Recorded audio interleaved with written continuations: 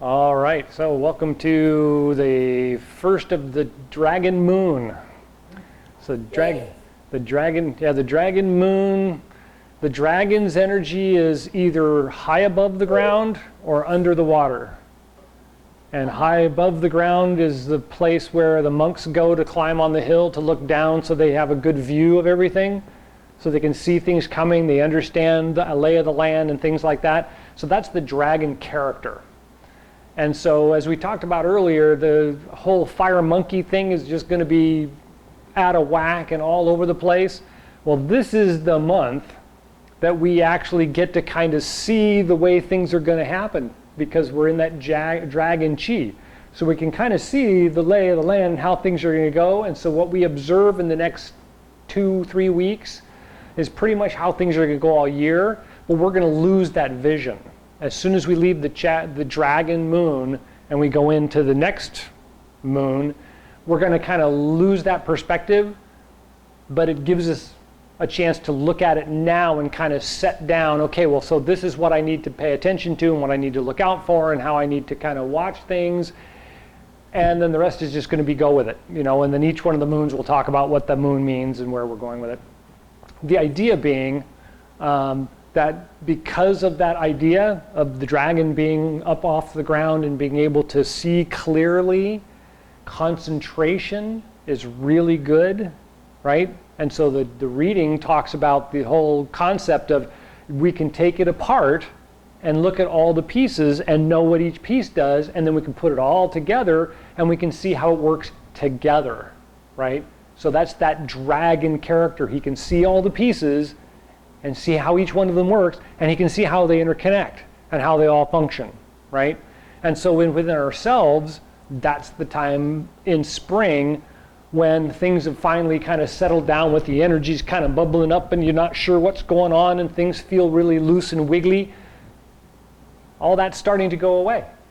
Things are starting to settle down. We're starting to remember our footing. We're starting to see, oh yeah, I've done this before. And oh yeah, that's, you know, I can do that. And it works. Where in the wintertime, it was kind of, it might work, it might not work just because of the winter. You know, well now it's things are starting to work okay, but we're having to kind of look at them and go, I should probably do it like this. And it works. Last week we talked about the whole concept of the intention energy is really strong this time of year. So if you feel like you need to get treated for something, go see the doctor. Even if the doctor doesn't do the right thing, his intention of healing you and your intention of healing will heal you. Unless he's really bad, and then, well, you know, see a different doctor. But that point is that energy is still here for a while. We still have that energy, and so we're starting to get things done because our intention is just saying to get that done. My intention is to get that done. It gets done. Summer gets here and it's just everything is going all over the place. So right now we've got that to get the plan out, make sure that you've got all your components together and they're all going to fit together fine, and then because as we move into summer, it's just going to go and we're just going to be crazy. So foundation is what we're working on, and intention and concentration kind of folds into that because we need to look at each of the pieces again to see how it works. So when we talk about walking and stepping and changing direction and things like that, we're reestablishing that. So we got to kind of take the pieces apart and look at them, make sure that they all make sense again, adjust if we need to adjust, and then we'll put them all together and see them work together, right? So let's start with a standing position. And the feet should be shoulder width apart or a little bit further. And it doesn't really matter if your feet are parallel or if they're pointed out slightly. And for this exercise, pointed out slightly is good for your hips, and that's one of the things that we need to look at as we're moving along. Is in the beginning, you don't want to just start doing really hard exercises like a horse stance. You don't want to start by doing those. You want to start with the simple plié, relevé, right, that are built to follow the lines of the joints, right? And so if I put my feet forward and I try to do a deep knee bend, things bind up right away. But if I turn my feet out slightly and I bend my knees, oh, everything kind of folds out and I can get down further without engaging too many muscles. Everything feels pretty confident. So this is a good place to start. So from here, all we want to do is we want to put all of our weight on one foot and then slide over to the other foot and just kind of sit on the foot. So don't shift from side to side lackadaisically. We want to bend our knees and kind of shift our weight to one side so we can pick up that foot, and then slide our weight to the other side and pick up that foot. And this should be pretty comfortable by now. A couple of weeks ago we were playing with this whole concept and was kind of like, oh, I can't stand on one leg. It's almost gone. It's almost completely gone now. We've got a nice confident feel in the movement of the body, in the strength, in our balance, right? Those things are all returning quite nicely. Okay, so from here, what we want to do is take our weight off the foot and turn the toe in. So I'm using my left foot, choose whichever one you want, and then I'm going to come back to that foot and then turn the other one. So now they're both pointed in that direction. And move back and forth. And then go back, turn the front foot in, change weight to the other side, turn the other foot around, move to that foot, turn this back foot back in a little bit further and come back. And then we're going to do this in what's called a rolling progression. So I'm going to roll back and turn, roll back and turn, roll back and turn, roll back and turn. Right? And so instead of just turning everything all at once, I'm doing it in kind of a rolling progression.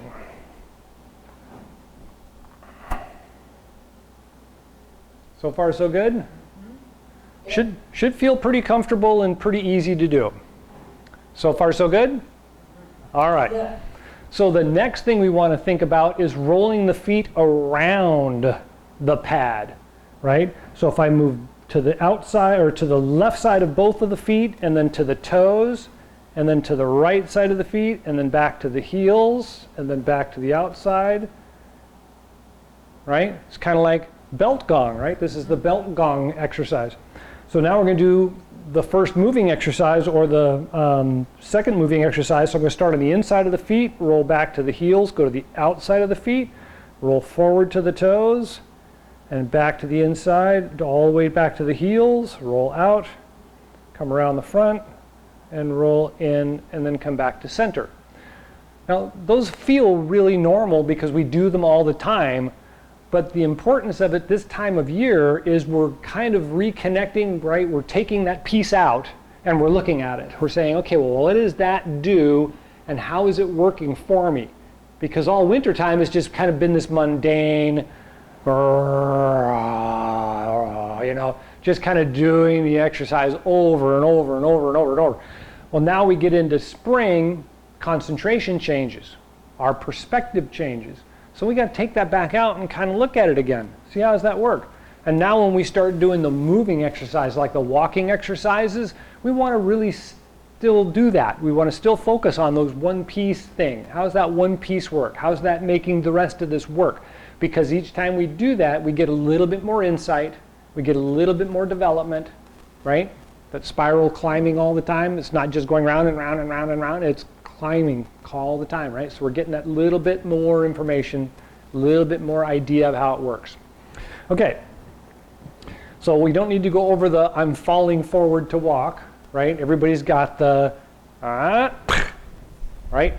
So we bend the knees and we shift the weight onto the next foot, back, turn, slide it out to the next foot, roll it down, pull back, turn the foot, and so on, right? So we get this nice rolling motion in the moving. So that's the practical one that we almost always do. Today we're going to learn to walk on air. Today's exercise is a matter of learning what floating feels like. So even though we walk, most of us, even though we've gotten a really good idea of how to roll the foot on the ground and do the walking, we're still kind of going, right? We're kind of sticking the heel in the ground. It's partly just for confidence. And if we think about the winter, it's ice, snow, and mud made us stick the foot in the ground to make sure it's going to stay there, and then stick the foot in the ground to make sure it's going to stay there. We just kind of habitually started to do that, and now we're actually sliding, right? We're in spring, and we're just kind of going to glide through as we go. So we want to be low and smooth and roll the foot as I walk along. And so we stay at about the same height, right? I'm not going to bob up and down any, but what I want to do is get the body to feel like it's just floating along, kind of like gliding along in the air, and the legs and the feet are doing all the work. So I want to focus on them doing their job and allowing the body to simply glide along without bouncing up and down at all.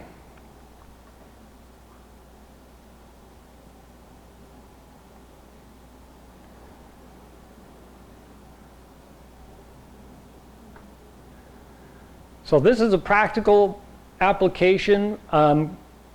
Backwards is important as well. So once you get comfortable with going forward, try going backwards and see if you can get the body, go ahead and try it. Go ahead and see if you can get the body to feel confident in the walking while still not sticking the foot in the ground, right? You want to just keep that nice rolled kind of feeling in the feet while the body's just kind of floating along.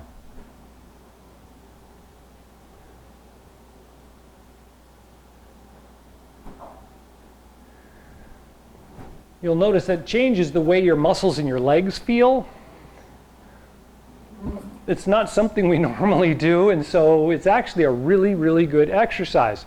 I think we mentioned a couple weeks back that one of the things about growing up and learning to walk is that we need to crawl and then walk and then crawl and then walk and then crawl and then walk. We're not supposed to just go from crawling to walking and never return to crawling again, because it actually reprograms the mind. It programs our stability, our balance, our confidence, right?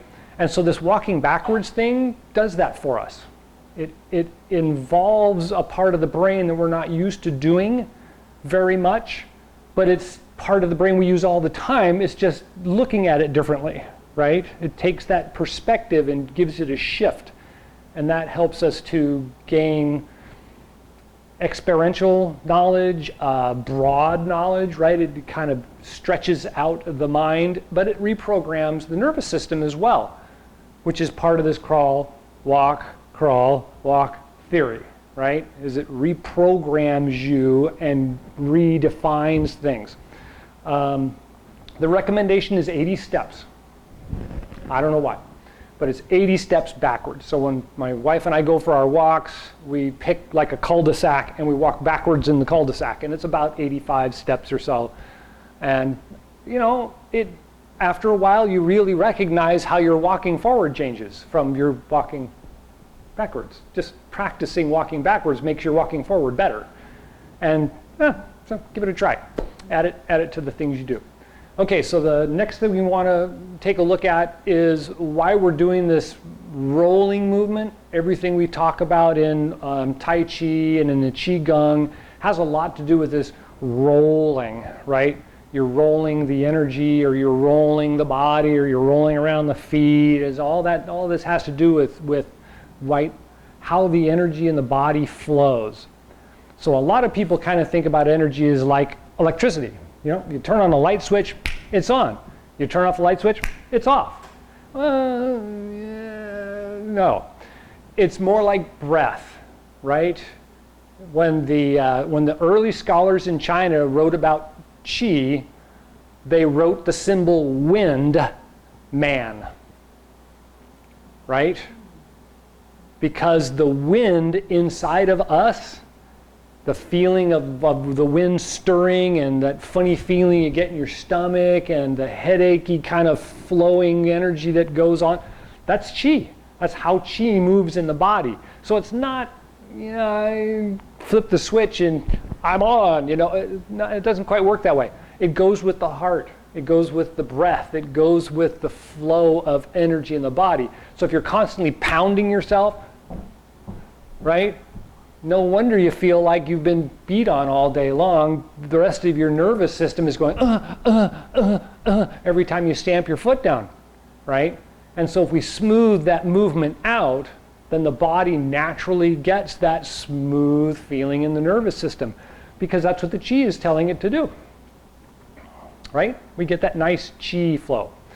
And so our great demonstration of chi is we've got a bucket of water. There's X amount of water in the bottom of a 5-gallon bucket, and I just want to roll it slowly around so it's a nice smooth ring around the bottom of the bucket. And then slow it down and go the other way, and you can get that feeling, and it starts to appear inside of you, right? You're doing it out here, thinking it's out here, and then all of a sudden you can feel your body is mimicking it. It's like opposing it. So it's a counterbalance, as it were. So if I get that water and I move it back and forth like a figure eight, I can get it to slosh back and forth, and I can keep it from coming out of the bucket simply by the manner of the way I'm moving the bucket, right? If I'm careless with the bucket and I'm sloshing too fast, the water's going to be all over the place. I'm going to be wet. But if I'm nice and I get a nice flow out of it, I can get that bucket and water to do a lot of things that you would think water shouldn't do, or water will be all over the place, and yet it doesn't, because we're nowhere where it's moving. So we want that feeling here. We talk about this time every year. We want that feeling right here. We want to get that feeling kind of in the abdomen, but we want to get it into the back and the abdomen. So I'm not thinking about it as being my belly and it's sloshing around because I drank too much water. Ugh. I want it kind of in the hips and in the back. And I want to feel it. So then I'm going to try and go all the way down to my feet, and I'm going to get my feet to be the hands that move the bucket. So I'm concentrating on my feet making the action. So now I want to move up to my knees, and I want to feel the knees engaged with the feet to move my waist and roll that bucket around. Next, I want to engage my hips. So now the hips, the feet, and the ankles, or hips, the knees, and the feet are all engaged in moving the bucket around. Now, if I let my arms relax a little bit, they start to feel that pendulum characteristic, where they're just kind of floating with that bucket. Even though I'm not making a bucket and I'm not doing the work, I can feel the movement from my feet, my knees, and my hips are now starting to let my shoulders and my arms kind of float around in a relaxed state. And that is how we move the chi from one location to the other in the body. And we talk about that in doing the chi exercises or the Tai Chi moves, is we're bringing the energy up through this group of movements, not just muscles and bones, but through the movement and intention, and I can feel the energy coming up and moving in the body.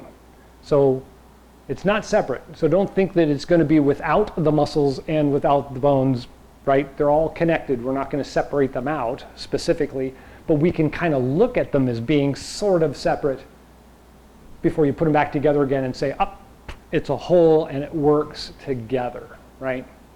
So we're just kind of looking at it that way for right now. So far, so good? Okay. So between these three kinds of exercises, the walking with the rolling feeling, kind of floating through space and rolling the feet, the moving from side to side to take the weight off so that we can turn the foot and or the knee and the hip without any strain or stress. These are the key components to this whole concept of working with the energy of action, right? So we want to remain relaxed. We don't want to put too much energy into it, but we want to be able to move. We want to be able to flow. We want to be able to have the energy in our body remain smooth and to flow. So those two things, right, they're not separate. We work together, they work together with us all the time. What a lecture. Okay, any questions about those? Okay, because we are borderline out of time.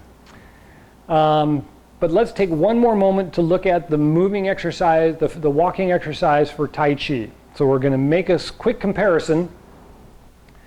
The regular floating exercise is just low and rolls from heel to toe. We played this game the other day where we just kind of roll, like the bottom of the foot rolls. It's rounded slightly. And so I run heel to toe or toe to heel, depending on whether I'm going forward or backward. And I want to kind of stay upright. I don't want to lean into it. I want to let the work happen in this kind of moving flow.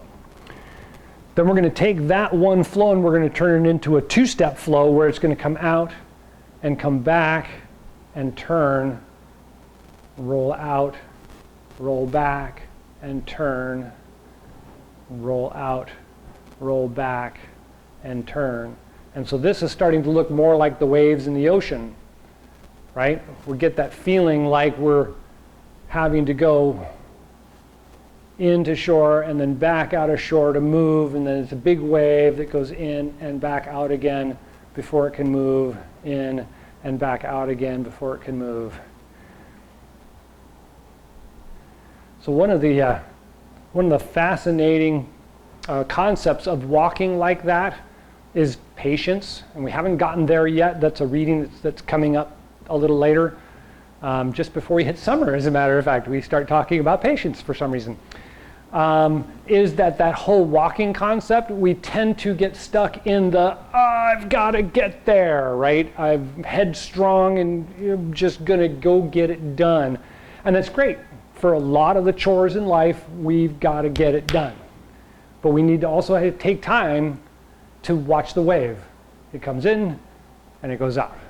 And it comes in and it goes out. It's like the day and night. The sun always comes up in the morning. It always goes down at night. Where does it go? I don't know. You wake up in the morning, there it is again, right? It's stepping away from it or just being completely immersed in it. Either one, right? That builds that whole yin-yang, that whole dichotomy of, well, isn't it always like, well, no. But isn't it always like, no. It's not really either one, right? It's got times for it to be all energy, and it's got time for it to be all energy on the other side. Yeah, it's all energy, but there's two different ways of looking at it, a yin and a yang. One more quick thing. This time of year, the youth, especially young boys, they tend to be bouncing off the walls, breaking things, because their energy is just going crazy, but they don't really have a good focus, right? They haven't gained understanding yet. This is also for young girls. This is the time where they've got to have a Ken and a Barbie. Characters coming up already, right? They get that feeling already like there's got to be a boy and a girl, and they've got to be together, and they've got to form a family. But they don't know what that means yet, right? There's no involvement, no child, no romantic character at all yet. They just know that character, right? Because that's that energy. And so if we watch it carefully, we can see how that changes. In my email this morning, I mentioned that the young see it this way, and then the young adult sees it this way, and then the adult, and then the senior. And it's really the same energy. All it is a change of focus from knowledge and experience, right? Okay, any other thoughts? All right. All right, let's do the quiet gong, settle our energy down, because all that walking kind of gets the system stimulated.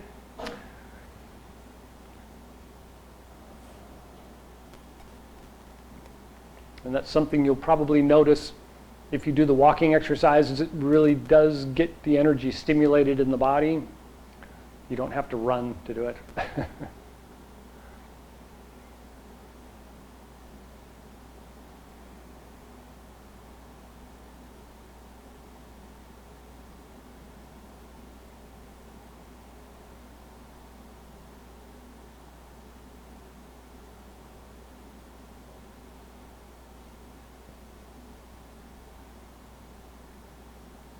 Okay, just before we do the closing exercise, let's do the do chi exercise. So we'll kind of bounce the energy a little bit and then drop it out. And then in the middle, and up high, and shake it out. And then feel the energy dropping all the way down to the feet. Feel your weight sink down and connect to the ground.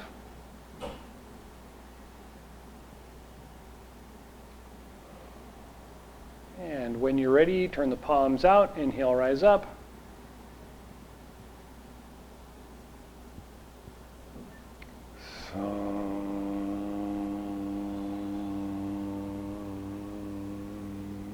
Take a breath at the heart and lungs.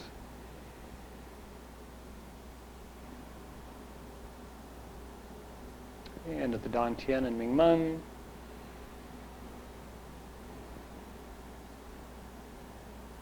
And the bubbling spring points at the bottoms of the feet.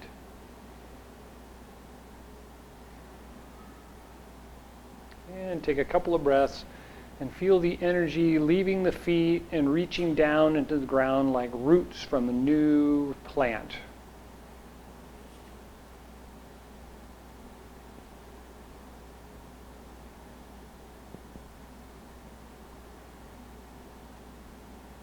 And when you're ready, palms out, inhale, rise up.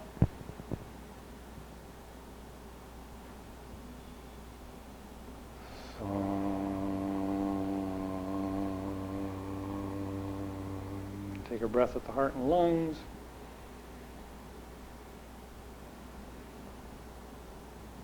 And the Dantian and Mingmen.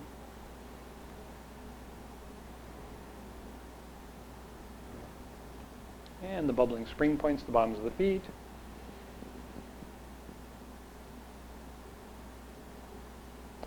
And take a couple more breaths and feel the energy that's now reaching down into the ground. Feel it drawing up the essence of energy of life, bringing it up into the body.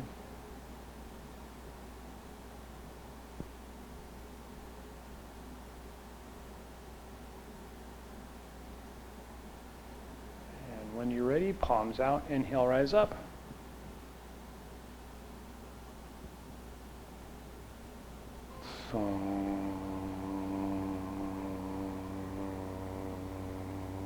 Take a breath with the heart and lungs.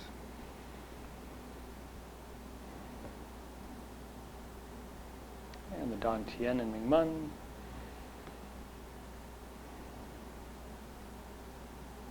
And the bubbling spring points at the bottoms of the feet.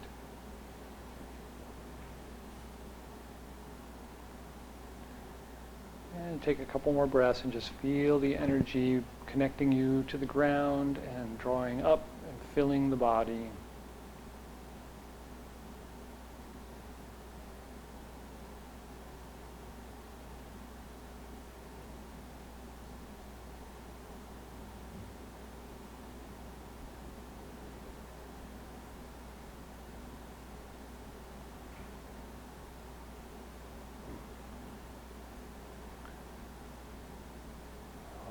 Right. Any last thoughts or questions? No? Thank you for coming. Enjoy the rest of the day.